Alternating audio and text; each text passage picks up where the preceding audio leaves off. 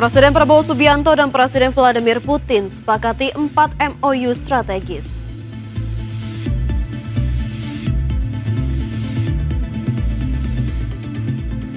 Penyaluran anggaran makan bergizi gratis hingga 12 Juni 2025 mencapai 4,4 triliun rupiah.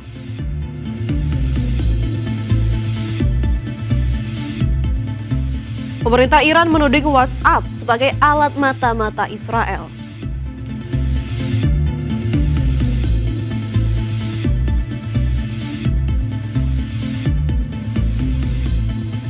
Halo pemirsa, kembali bersama kami di Prime Market Highlight dan tentunya saya tidak sendiri ya, bersama Vina nih. Hari ini kita ijo-ijo ya Vin ya, tetap semangat ya. Go green ya. Go green ya, meskipun kita tahu marketnya hari ini sepertinya agak kurang bersahabat begitu ya, turunnya hampir 2%. Tapi ini jika kita lihat memang cukup senada dengan apa yang terjadi di global. Amerika Serikat semalam juga di zona merah, Eropa juga ditutup terkoreksi karena memang sentimennya masih mendominasi di konflik Iran dan Israel, Vin. Iya benar sekali Fajar, apalagi konflik Iran-Israel ini kian memanas ya tampaknya, dan tampaknya juga mempengaruhi sektor energi.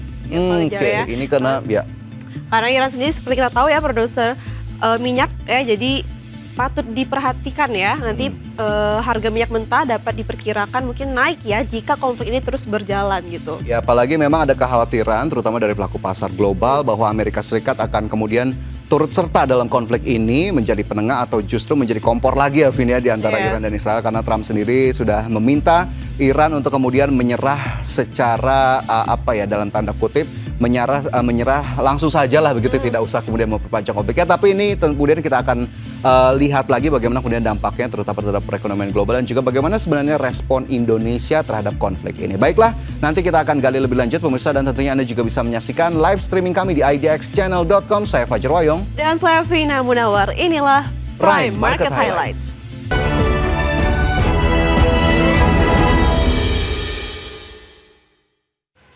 Kita awali dengan informasi pertama pemirsa.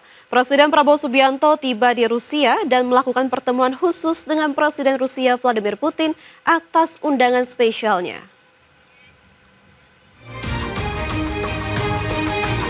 Presiden Prabowo disambut hangat para jajaran pejabat pemerintah Rusia. Tiba di Rusia, Presiden akan melakukan pertemuan tatap muka dengan Presiden Vladimir Putin di Istana Konstantin atau Konstantinovsky. Kunjungan undangan khusus ini menjadi bagian penting dari diplomasi bilateral Indonesia-Rusia, sekaligus memperkuat peran Indonesia dalam isu-isu global, di mana dijadwalkan Presiden Prabowo dan Presiden Vladimir Putin akan melakukan tanda tangan 4 MOU kesepakatan kerjasama bilateral. Sebelum pertemuan bilateral dengan Presiden Putin, Presiden Prabowo akan memulai agenda dengan melakukan peletakan karangan bunga di Makam Pahlawan sebagai bentuk penghormatan. Presiden Prabowo juga dijadwalkan akan menjadi pembicara dalam agenda St. Petersburg International Economic Forum atau SPIEF tahun 2025. Forum bergengsi ini menjadi ajang pertemuan para pemimpin negara dan pemangku kepentingan ekonomi global. Dari Moskow, Rusia, Tim Liputan IDX Channel.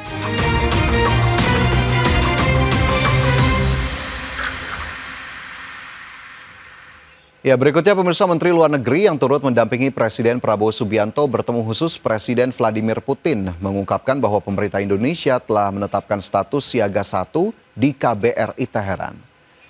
Menteri Luar Negeri Sugiono menegaskan pemerintah khawatir dengan warga negara Indonesia yang berada di Teheran, Iran, menyusul intensitas konflik Iran dan Israel yang semakin meningkat.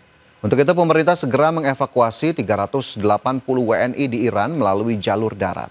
Evakuasi melalui jalur darat ini dikarenakan fasilitas pesawat tidak lagi bisa melintas di wilayah udara Iran.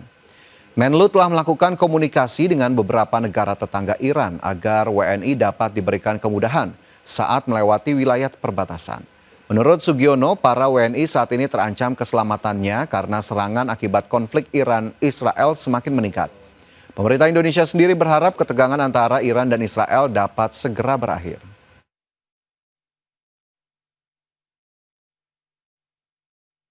Dari perkembangan 2 hari ini, di mana intensitas serangan Israel semakin meningkat, kemudian yang disasar juga lagi bukan saja target-target sipil, target militer, tapi juga target-target sipil, maka saya memutuskan untuk meningkatkan level kesiagaan di kedutaan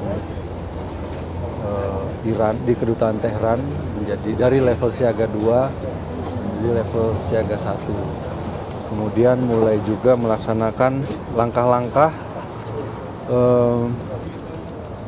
kontingensi dan langkah-langkah evakuasi bagi warga negara Indonesia. Kami juga sudah melakukan komunikasi dengan beberapa negara tetangga Iran, memohon supaya pada saat terjadi evakuasi nanti warga negara kita diberikan kemudahan melewati perbatasannya karena situasinya juga semakin tidak menguntungkan. Namun kita berharap juga ketegangan ini bisa segera. Ya pemirsa, Gabungan Produsen Makanan Minuman Indonesia atau GAPMMI khawatir dengan eskalasi perang antara Iran dan Israel berdampak bagi pelaku industri dalam negeri. Menurut Ketua Umum GAPMI Adi S. Lukman, perang antara Iran dan Israel dipastikan berdampak pada hambatan pasokan bahan baku utama logistik industri makanan dan minuman di Indonesia. Tak hanya itu pemirsa, imbas perang juga berdampak pada kenaikan biaya logistik bahan baku industri makanan minuman yang diimpor ke Indonesia seperti yang pernah terjadi 2 tahun lalu, di mana kenaikan biaya logistik mencapai 5 kali lipat. Bila kondisi ini tak kunjung membaik, pelaku usaha dikhawatirkan akan terjadi kenaikan harga jual produk guna mengantisipasi dampak dari tekanan geopolitik.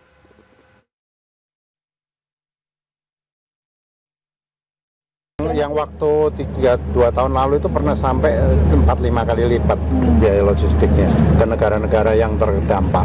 Nah, kita kali ini berharap jangan sampai terjadi terus-menerus ini. Nah, sekarang yang ke arah sana, Timur Tengah situ, ini agak terganggu ini dengan ini karena kan mereka khawatir asuransi meningkat.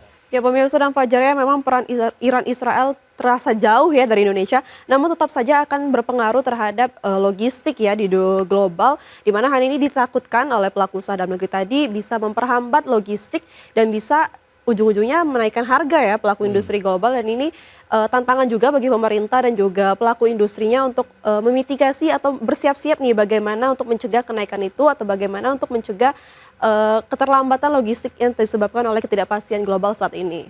Ya, apalagi memang kita tahu energi menjadi salah satu hal yang cukup utama begitu ya, jika memang kawasan Timur Tengah ini dilanda konflik, karena ini merupakan kawasan menjadi produsen minyak terbesar di dunia begitu. Tadi juga kita lihat ada WNI yang sudah mulai dievakuasi, bahkan harus melalui jalur darat ya, karena memang penerbangannya sendiri sudah tidak bisa lagi dilakukan begitu, karena memang sudah dipandang tidak aman, sehingga industri penerbangan saja sebagai salah satu contoh sudah terkena dampaknya begitu ya. Bagaimana kemudian dari konflik dua negara tapi bisa merembet kemana-mana, makanya kemudian Indonesia sendiri dan juga dari pelaku industri sudah mulai memetakan nih apa saja yang kemungkinan bisa terdampak. Tapi kita harapkan memang konflik segera berakhir dan kemudian kembali kepada keadaan ataupun kondisi semula.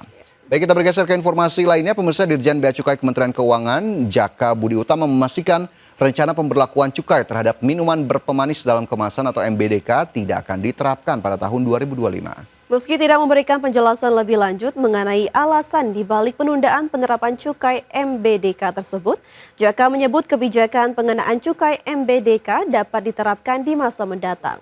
Dengan tidak diberlakukannya cukai MBDK, Bea Cukai mengaku tidak akan mendapatkan tambahan sumber pendapatan dari sektor tersebut tahun ini.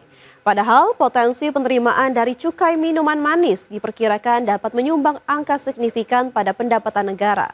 Adapun dalam APBN 2025, penerimaan kepabean dan cukai ditargetkan sebesar 301,6 triliun rupiah.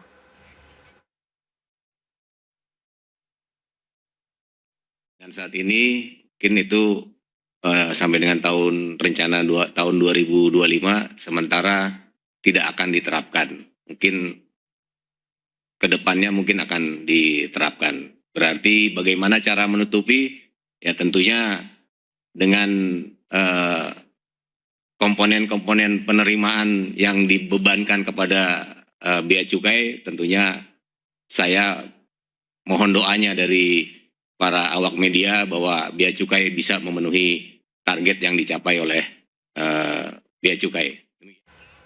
Daya saing Indonesia hingga pertengahan tahun 2025 ini tercatat menurun 13 peringkat ke posisi 40. Informasi selengkapnya pemirsa kami hadirkan untuk Anda usai jeda berikut ini.